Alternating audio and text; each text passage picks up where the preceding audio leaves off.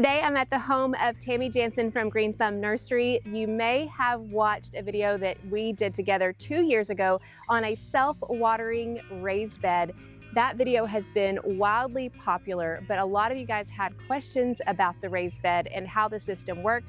So I actually decided to come, or Tammy invited me to her home to take a look at these raised beds that she's had in her home for a lot longer than the ones you may have seen at her nursery. And we sat down together and she answered many of the most common questions that you all had after watching that video. If you haven't seen that video yet, we'll put the link in the description so you can get an idea of what she's talking about. But if you are gardening in raised beds and you would love to put your watering on autopilot, then you may want to take a look at this system and consider it for your own garden. Let's go take a look. So Tammy, can you believe it's been 2 years since that first YouTube video at your nursery? It's gone by quick. It has. And I just have to say, looking at your raised beds, the ones that inspired what you've got kind of as a prototype on, honestly, at your nursery, they're absolutely beautiful. And nobody can really deny how effective this is.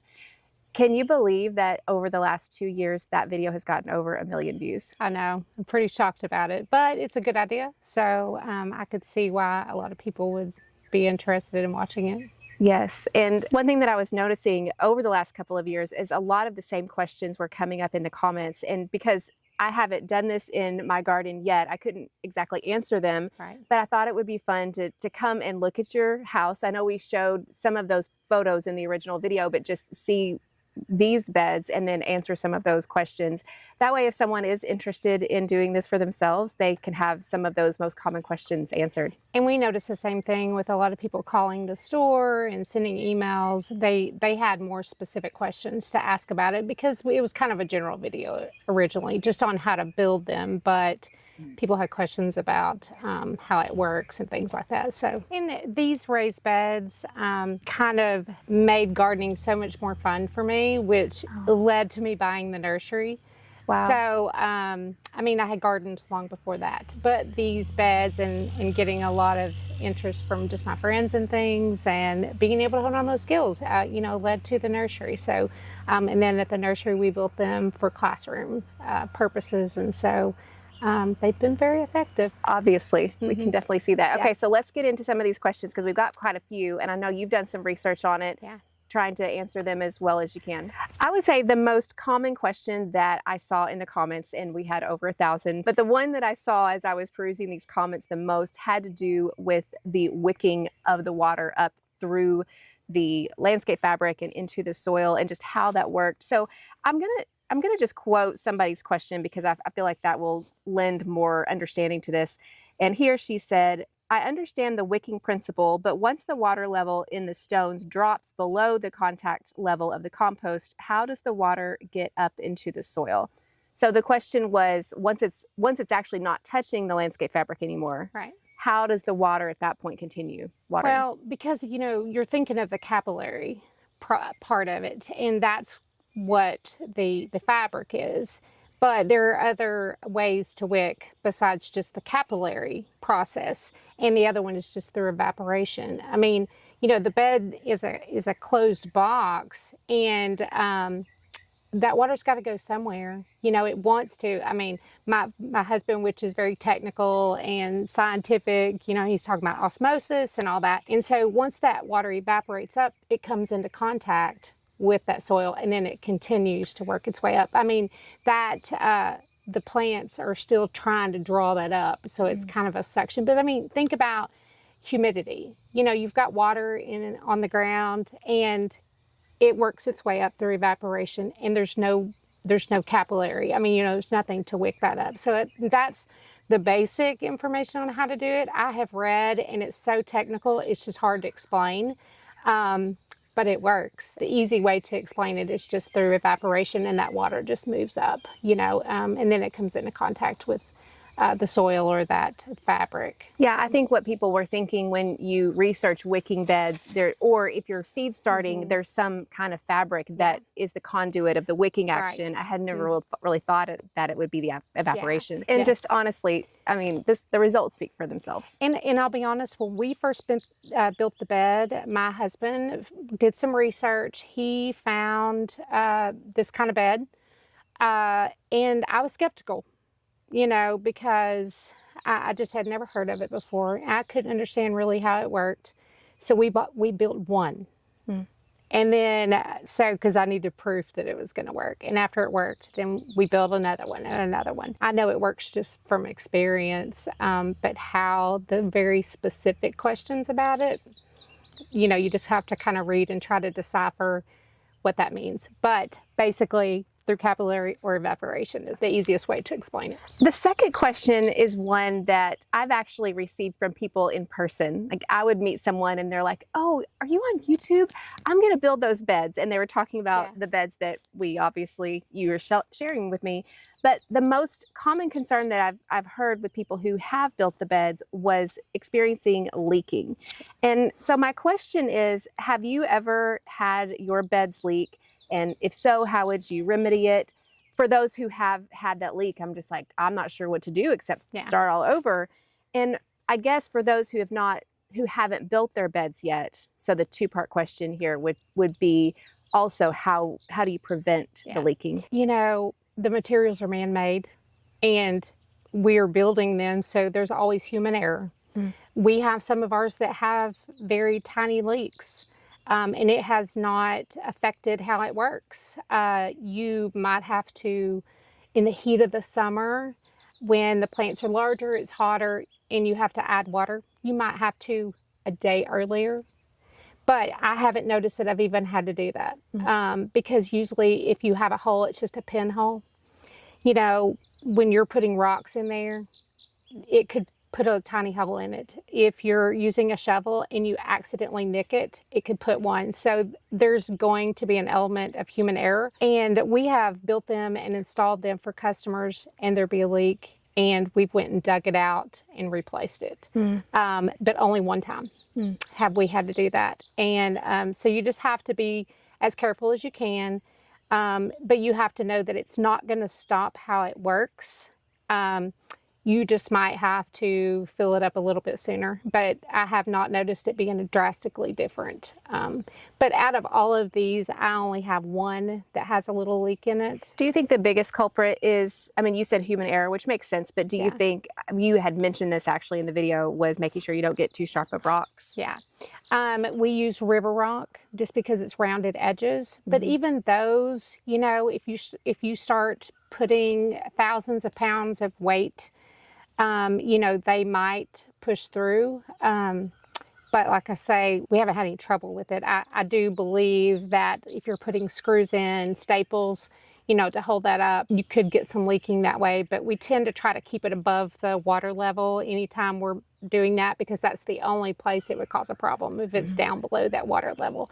So if we're using staples or screws, we just try to do it above it. And then we're just very careful when we're using the shovel or a rake to try not to nick the side. But like I say, there's no guarantee that you're not going to have, but you just have to be as careful as possible. I have elected not to redo mine because it hasn't made that much of a difference. The next question that I saw had to do with the plastic, because obviously the whole crux of the system is having the bed lined. And so people are concerned, which understandably so, about chemicals in plastic. So the question is the plastic that you use, is it BPA free? And is it food grade? Well, just like with wood, I mean, we've had a lot of people ask us about the wood being safe because it is treated lumber. And with plastic, I hadn't ever really thought of that as a concern. But when you told me that was one of the questions, I started researching. And there are different kinds of plastics, and they all have a number assigned to them. And so I looked up the specific visqueen that we used. And it was low density polyethylene, I think is what it is. And low density is considered safer, you know, than others. And it is what most plastic that we get our food with, plastic wrap that you put on your food, water bottles, things like that. So, but anytime you're working with plastic, I guess there could be some leaching. But according to the number that they give, it's considered food safe. And it really just boils down to probably what you're comfortable with. Because if you're trying to eliminate plastics from your life period, this is probably not the method for you.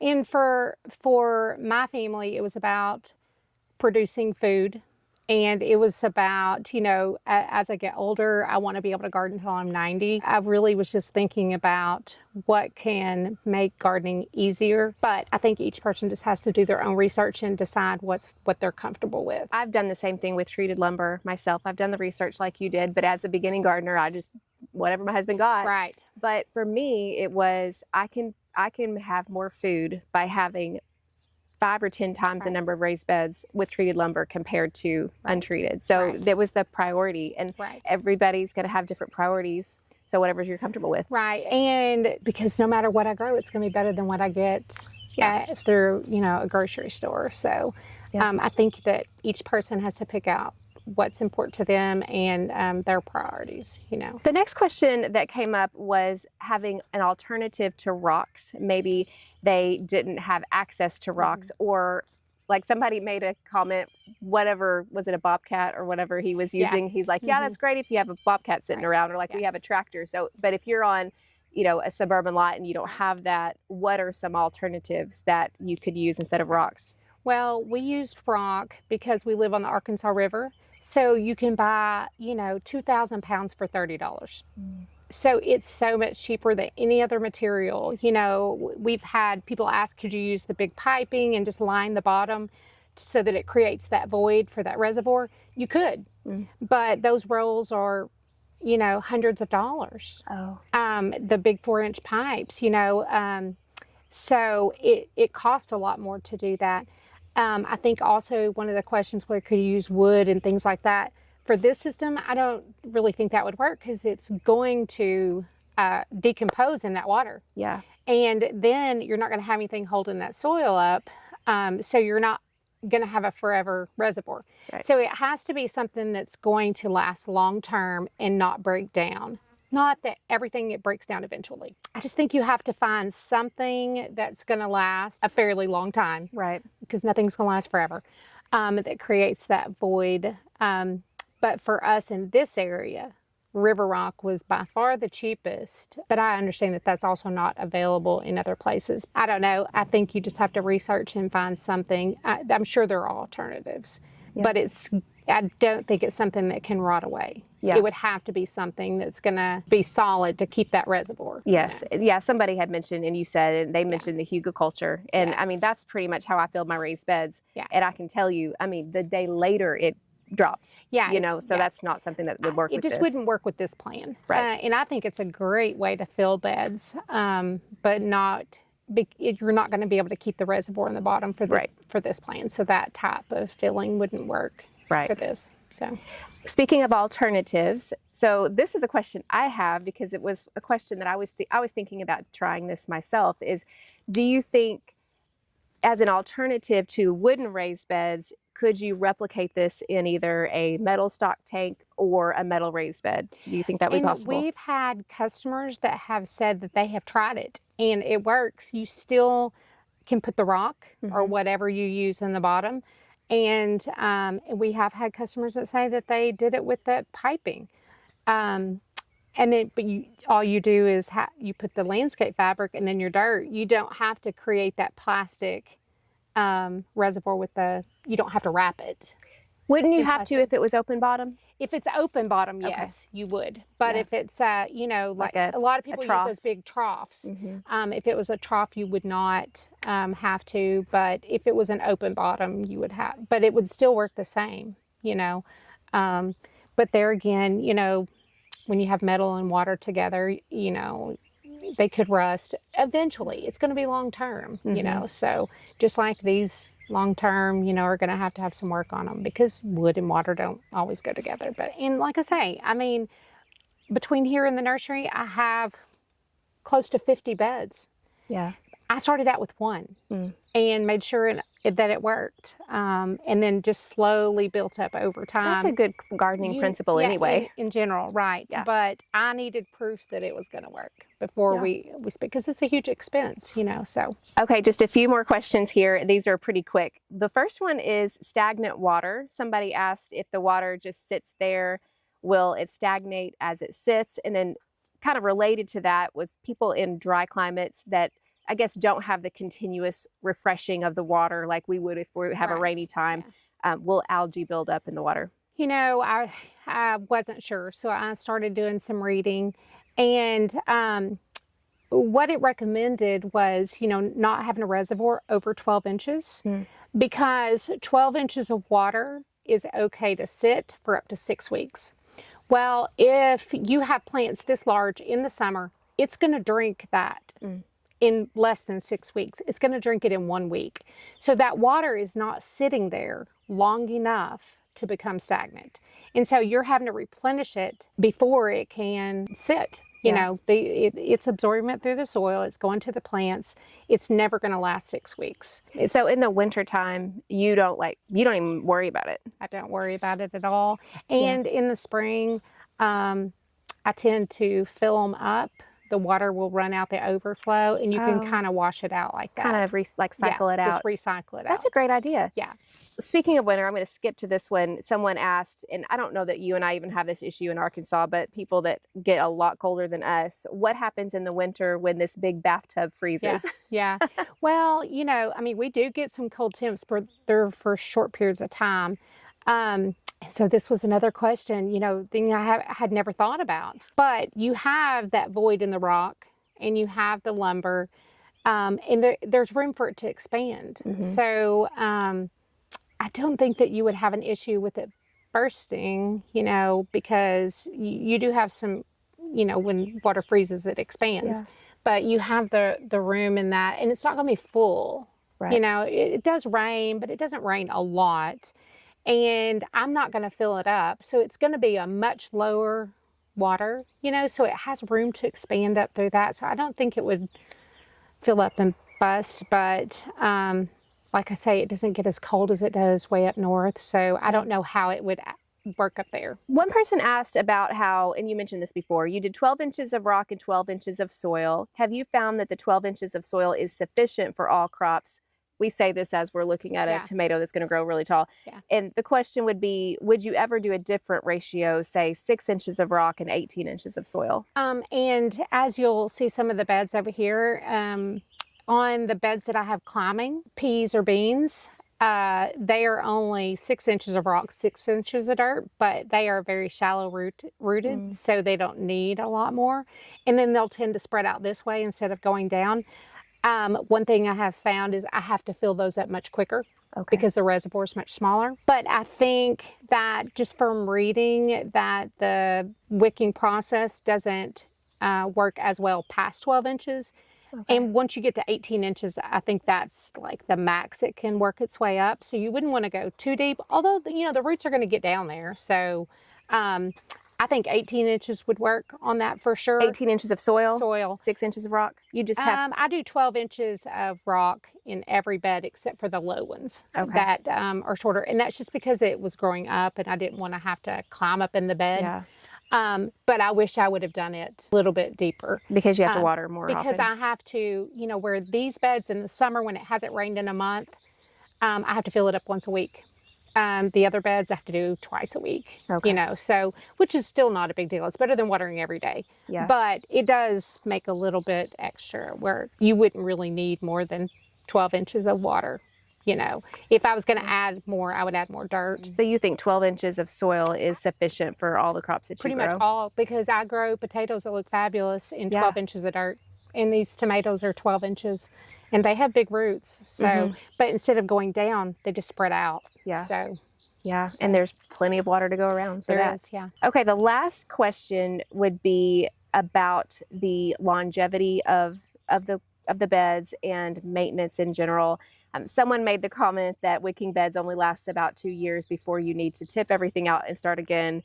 And I'm just curious, how long have you had these?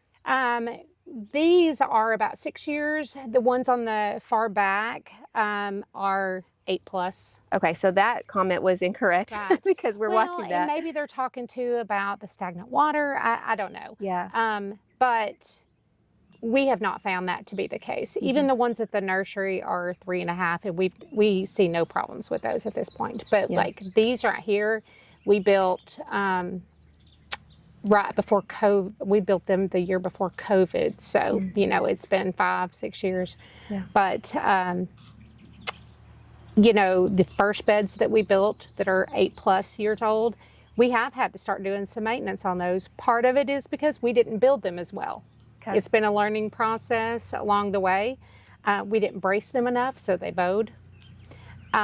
We did not use the correct sealant, so we just stained them without sealant, and so you start having boards, and you know, that's important things. Now we've sealed them, stained them, double braced them, and we haven't had any issues. So you sealed treated lumber?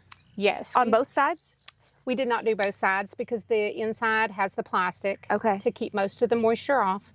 But I still used like a marine grade on the outside. And tell me the purpose of that.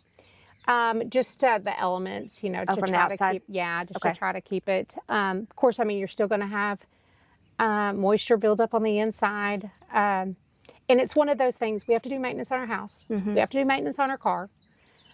Everything's going to require maintenance. The goal is to minimize how much. Yeah. And if I think about the 2 hours it took for us to fix the bed, but it saved me 1,000 hours of hoeing and, you know, and work in the garden. So there again, it just goes about your priorities. Yeah. And the goal was so that I can garden for as long as possible and lower maintenance because work-life balance. I mean, it's just hard. You know, I think that's the biggest thing that gardeners tell us at the nursery is, I just don't have time to take care of it all. Yeah. So that's what these beds for us were about, was making gardening easier. So we knew when we built them that at some point we were going to have a rotten board. You know, now did we learn and we've built them better since? Yes. But we went going in knowing that eventually, because everything's got to have maintenance done. You know, so we just have to figure out the way to minimize how quickly that does it. Yeah. You know? Well, Tammy, thank you so much. This definitely answered a lot of questions that people had from watching the previous video, but also questions that I had. And I really am thinking about trying to do it on my metal bed. I'll have to record that if I actually do it, if I get the nerve, and then let you know how it goes. But thank you so much for inviting me out here and looking at your beautiful garden and for answering these questions. Hopefully, my goal is, like you said, I would love for more gardeners, if this is something that's reasonable for them, to be able to embrace it so that they can enjoy their garden like I can tell you are able to enjoy yours. Yeah, that's the goal, is to find out ways that you can garden for your family, you know, whatever works best. And just a reminder, she started with one. So you don't have to start with this big of a setup. It's something you build up to. 25 is what we have here. Yeah. 25. So yeah, and too, that's part of enjoying gardening, is building up and improving and getting better at what you're doing. Yeah, I didn't enjoy it so much when I was having to hoe all the time, and it was work. So that's why we did this, is to make it easier. Well, it sure is beautiful. Thank you again.